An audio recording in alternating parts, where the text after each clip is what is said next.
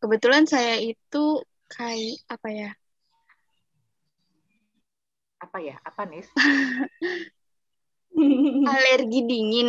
Jadi setiap kena AC atau habis main air gitu pasti kayak batuk. Kayak bukan batuk sih, kayak bersin-bersin sama pilek. Apa itu termasuk karena virus juga? Karena di keluarga saya itu yang seperti itu ada saya, adik saya, sama ayah saya.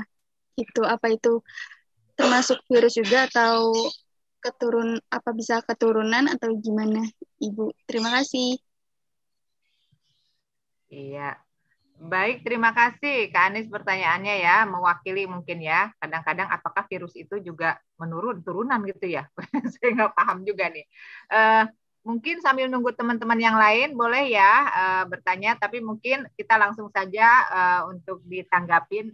Kami persilakan kepada Bu Dokter Pi lebih dahulu untuk menanggapi. Silakan.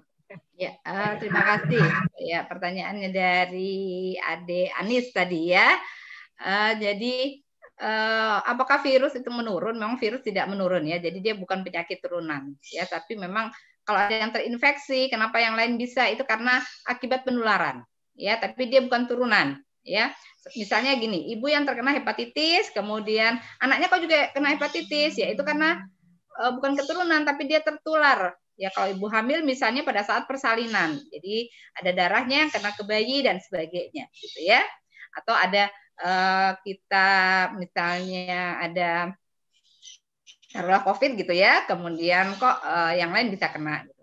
Nah, tadi sehubungan dengan alergi, jadi alergi atau itu biasanya kita juga sebut sebagai respon imun ya. Jadi kalau memang alergi, itu kita harus cari dulu penyebabnya apa. Jadi tidak mesti bahwa dia harus virus, ya.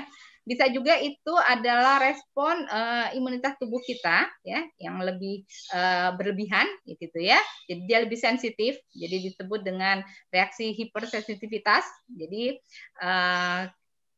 kalau ada dingin gitu ya, ada juga yang kalau misalnya makan udang tiba-tiba bentol-bentol, merah-merah dan sebagainya.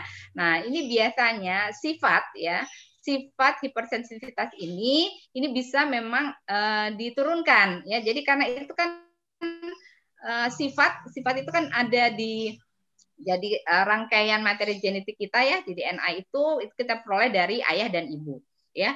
Jadi dalam kromosom itu dari ayah dan ibu. Jadi ada beberapa sifat yang bisa diturunkan. Jadi kita punya sifat lebih sensitif gitu ya terhadap alergen-alergen atau apa namanya benda asing yang masuk. Taruhlah debu gitu ya, taruhlah udara dingin, taruhlah ada yang serbu bunga dan sebagainya gitu ya. Nah, apa namanya sifat ini ya bisa timbul karena dipicu oleh lingkungan.